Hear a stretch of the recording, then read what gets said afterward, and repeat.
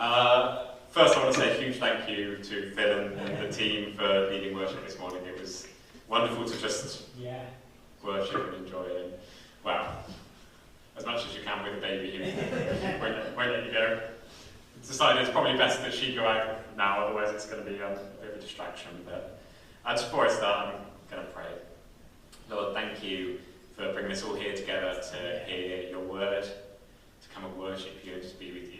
Lord, I pray that as I speak now, that Lord, your Spirit will speak through me, and that whatever needs to land will land, whatever's not needed, Lord, it will just blow away in the wind. Lord, that you'll speak to everyone here now, and you'll reveal more of who you are and what you desire, which is to be with us and for us to be with you. Amen. Amen. So, I've done this a few times now. For 10 shiny new church points, bearing in mind what we've been singing this morning and Phil's hints, who thinks they know what I'm going to be talking about this morning? What was that, sorry? Matthew, I saw you say something. Oh, no, I was going to... Okay. No? No? Okay. Oh, Harriet. Jesus. Can't get that wrong, really. Yeah, Jesus is always else. I used to do. That's what I was going to say. I did a leadership course with the church a little while ago, and they always said the answer is always Jesus. If you say Jesus, you can never go wrong.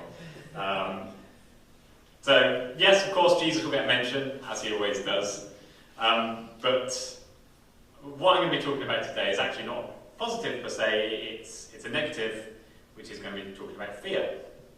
I was thinking of saying, oh, actually, I've changed my preach after Phil just did that spiel at the start. Oh, actually, let's talk about something different today. Yeah. But no, although that does sometimes happen to me, thankfully this time, what I prepared is actually what God wants me to share this morning. So I'm going to be talking about fear. So why am I talking about fear? Well, obviously, I was led by God to talk this morning about what I'm talking about, but he put it into my mind because of a certain situation where a few weeks ago, I had a friend who, not I had a friend a few weeks ago, I have a friend, and a few weeks ago, God asked them to do something, but they didn't because of fear. Basically, fear got in the way and it prevented them from doing what God was asking. So, what happened? Well, God did what he always does, and he asked again. And this time, my friend listened, and they did what God asked, and some amazing things happened as a result of this. And it got me thinking, fear could have stopped those amazing things from happening. It could have stopped things from happening for the person who God was talking to. It would have robbed them of what he had for them, and it would have also robbed the other people who were affected by what they did. And it would have just got in the way of everything that God had planned. Now, I don't know if anyone here has ever experienced something similar. I know I have, many, many times, and I know I will continue to experience it. But sometimes when God asks us to do something, it's scary. We feel fear, and we don't want to do it. It's getting out of our comfort zone. So I'm sure I'm not speaking just about myself here. I'm sure there are other people here who have experienced this or do regularly experience this. But I don't want to let the devil rob us of what he's got for us. I think there are some amazing times coming up. God's doing great works in his church, in our lives, and I don't want anyone to be robbed of what amazing things he's got for us because of fear. So, what I'm going to do to start with is I'm going to look at some examples of people who have felt fear in the Bible. If we can find them in the Bible, then brilliant. That sort of justifies the head case. Find other people who've experienced, not just other people, but really godly people. So let's look at some of the people who have experienced fear in the Bible. Elijah, he had just killed 450 prophets of Baal. That wasn't the scary part.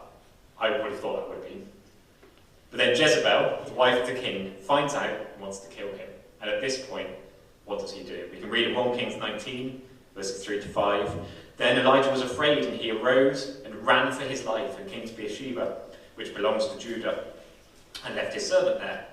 But he himself went a day's journey into the wilderness and came and sat down under a broom tree. And he asked that he might die, saying, "It is enough. Now, O Lord, take away my life, for I am no better than my fathers." And he lay down and slept under a broom tree. This was a mighty man of God. He had just done an incredible thing, getting rid of the prophets of Baal, and he just felt he couldn't take it anymore. The fear was so great. It's like, "Lord, just end it now. I can't do this anymore." The fear just took hold of him, and he was completely debilitated by his fear. He just went away and lay down and slept, potentially to die. It's like, "I can't take it anymore. I'm just going to lie down here and whatever happens, happens." That's not great, is it? Fear really got hold of him there. Moses, another person who definitely experienced fear. He had fled from Egypt and was working as a shepherd when he saw I was going to say a burning bush. He always talks about burning bush, but the point is it wasn't burning. It was on fire and it wasn't burning. And, wow, what's going on here? He went to the bush and he meets with God. And God talks to him in a way, I love Moses. God talks to Moses in a way he doesn't talk to anyone else in the Bible. It's an amazing relationship he has with Moses. And he meets with Moses and he talks to him. And Moses is there in front of God. I'm not going to talk about the whole dialogue between God and Moses, but I'm just going to pick the bits that Moses is feeling fear. So we can see in Exodus 3:11, but Moses said to God, "Who am I that I should go to Pharaoh and bring the children of Israel out of Egypt?" No, don't pick me. Who am I? Exodus 4:1, then Moses answered, "But behold, they will not believe me or listen to my voice. For they will say, 'The Lord did not appear to you.'" He's making excuses. No, I don't want to do this. Please. They won't even listen to me. Exodus 4:10, but Moses said to the Lord, "Oh my Lord, I'm not eloquent, either in the past or since you have spoken to your servant, but I am slow of speech and tongue." Again, he's making excuses. No, I don't want to do this. I'm scared. Please send someone else. And Exodus 4:13, he literally says, but he said, "Oh my Lord, please send someone else." Now, if that doesn't speak of fear, I don't know what does. This is somebody who really does not want to go back to Egypt, does not want to go confront Pharaoh and ask for the Israelites to be freed. And he was stopping him from fulfilling God's call on his life. Obviously, we know there are good endings to these, but at that time it was stopping him. He was arguing with God. Gideon was in Israel, was being attacked by all sorts of people, and Gideon was called to rescue Israel, to build up an army and go defeat all the enemies. Judges 6:15, and Gideon said to him, "Please, Lord, how can I save Israel? Behold, my clan is the weakest in Manasseh, and I am the least in my father's house." Again, he was almost stopped from fulfilling his calling because of his fear. Again, pick somebody else. Lord, who am I? I can't do this. Interestingly, God even recognises that Gideon is afraid. And a bit later on in chapter 7, verses 9 to 12, that same night the Lord said to him, "Arise." So this is after Gideon's submitted and said, "Okay, I'll go." The army's down in the camp, and this is what God says to him. That same night the Lord said to him, "Arise, go down against the camp, for I have given it in your hand. But if you are afraid to go down to the camp with Purah, your servant, and you shall hear what they say, and afterwards your hand shall be strengthened to go down against the camp." Then he went down with Purah, his servant, to the outposts of the armed men who were in the camp. Now, some people might be thinking, a good man of God would say, "Oh no, I don't need to go down to the camp because you've told me I don't need to do this." But actually, God said, "Oh, if you're afraid, do this." And he goes, "Oh yeah, I'm going to do that. Yeah, that's a good idea." Again, it's the fear stopped him from fulfilling God's call the way that God had called him.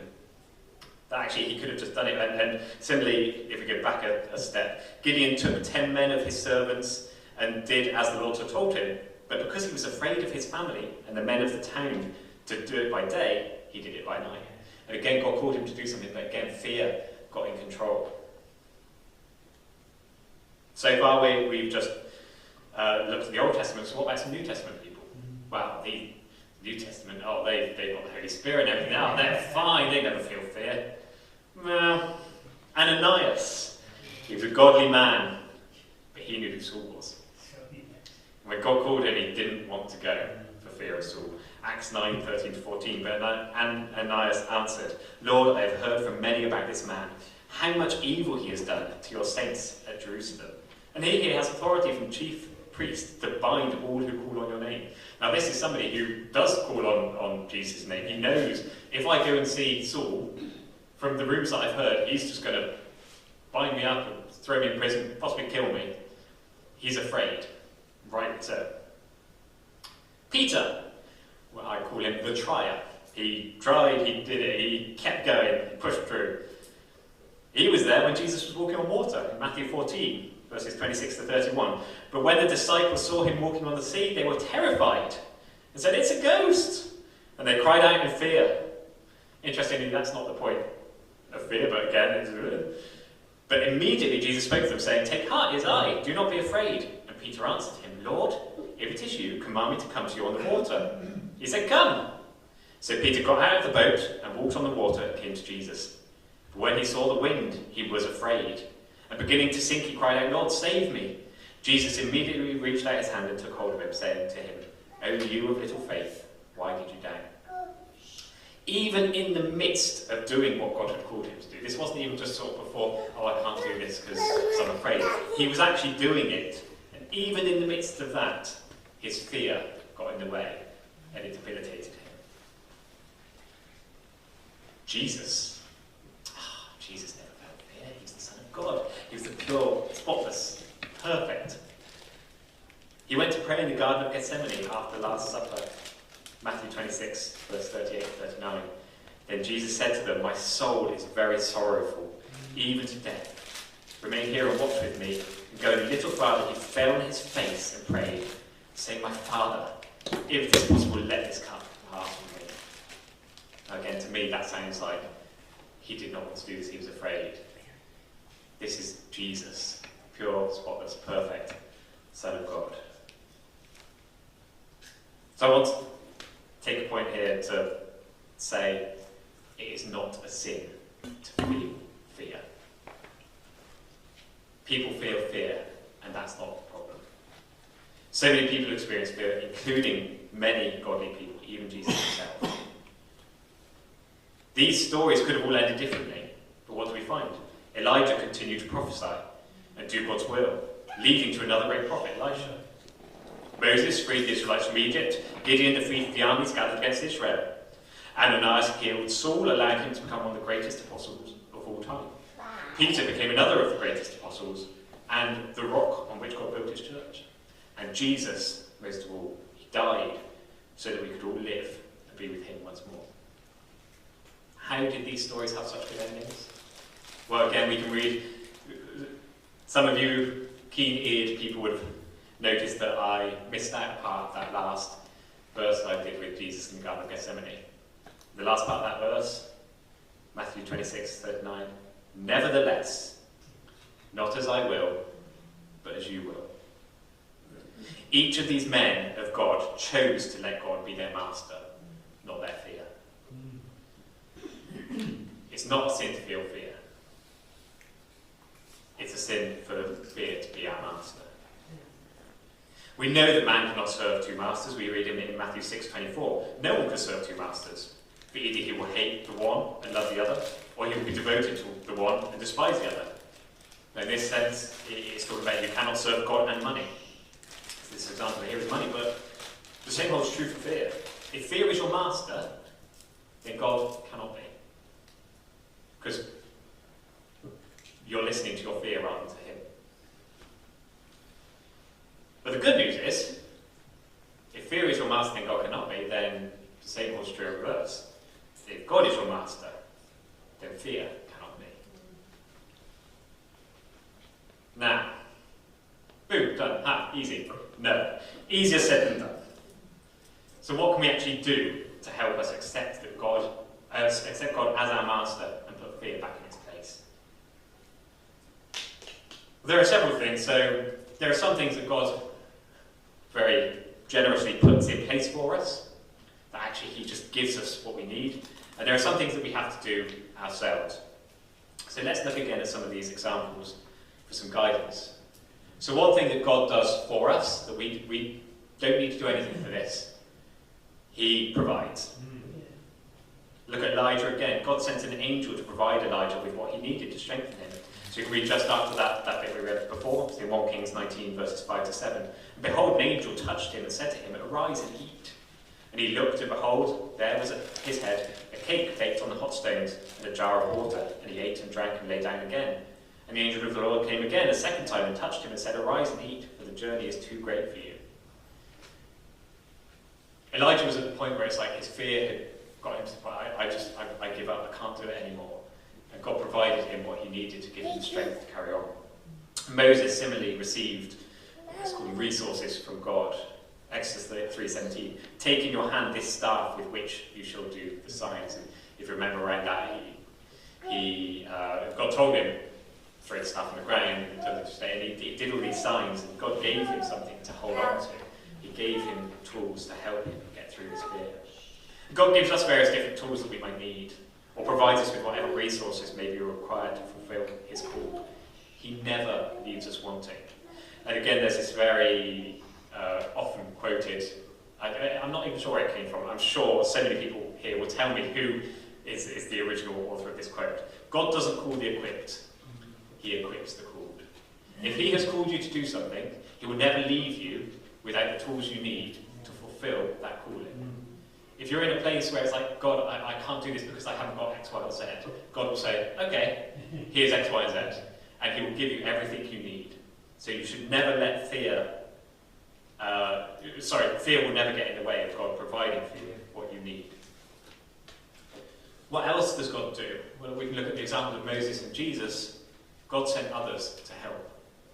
So with Moses, Exodus 3:14 to 16, then the anger of the Lord was kindled against Moses. This was after him arguing, "No, please God, don't send me. I've got this excuse, that excuse, just don't send me." The anger of the Lord was kindled against Moses, and he said, "Is there not Aaron, your brother, the Levite?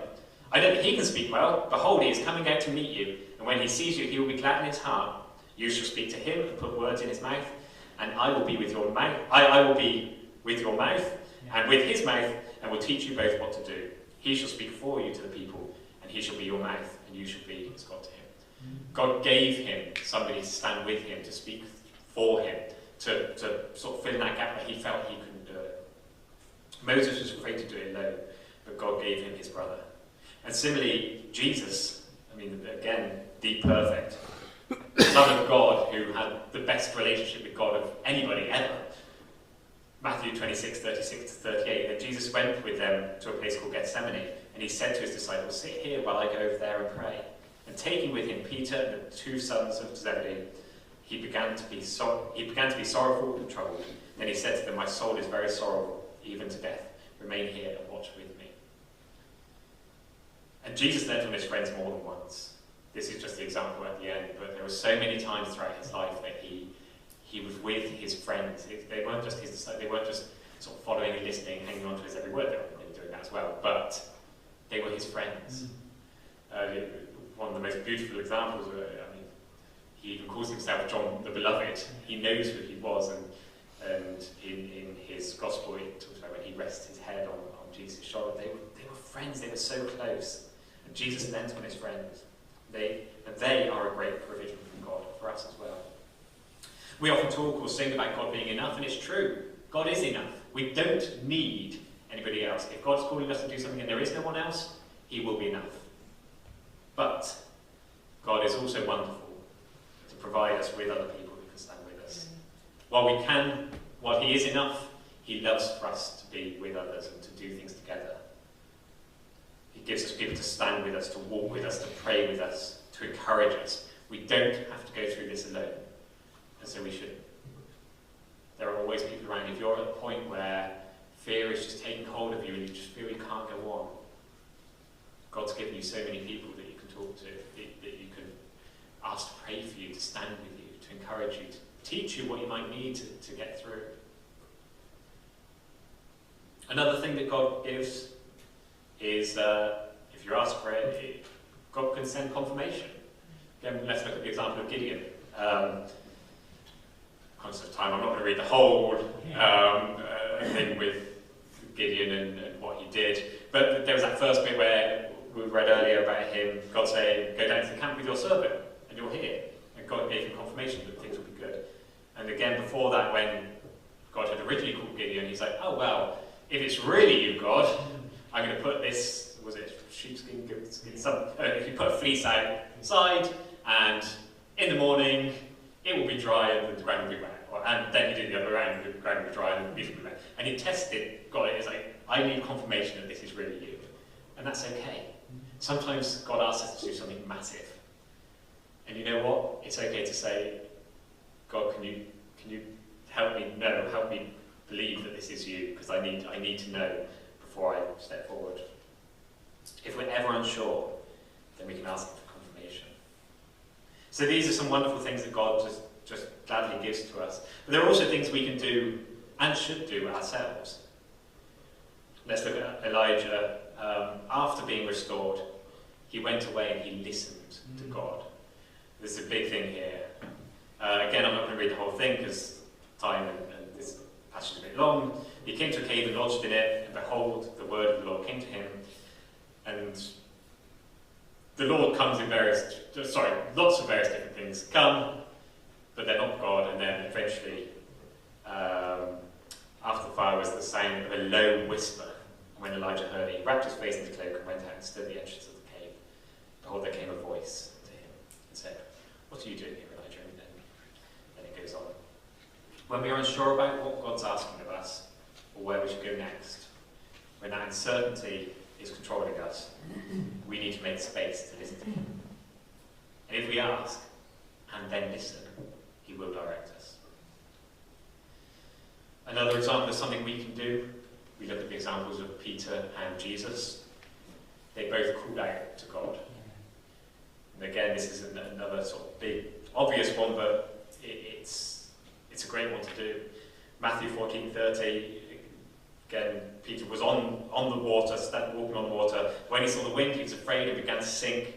He cried out, "Lord, save me." What did Jesus do? He stepped forward and lifted him out and he saved him.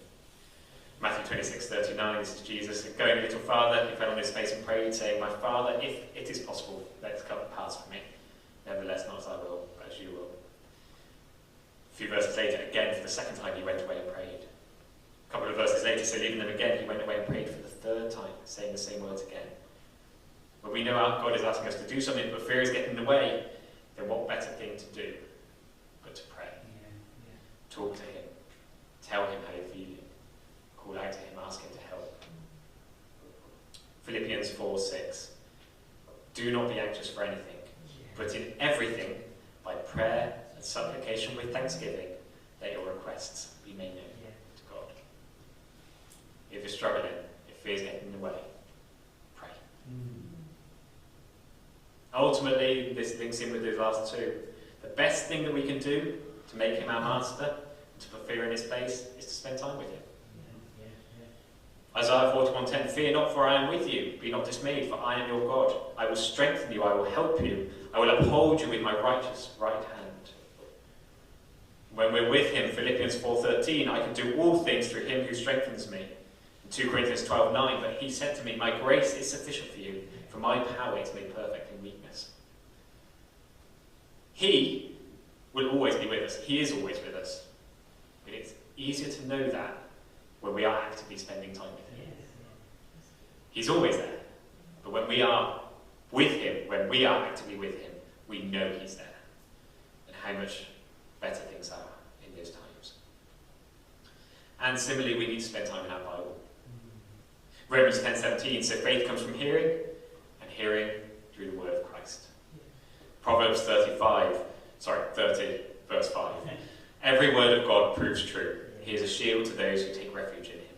Romans 15:4, "For whatever was written in former days was written for our instruction, that through endurance and through the encouragement of the scriptures we might have hope." The Bible is encouraging in so many ways. It instructs and guides us, but it also reminds us of his promises to us.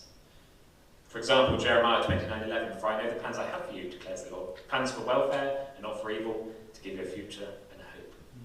If we hold just that one word alone and etch it into our hearts, how can we ever let fear stop us from following his will and plan for us?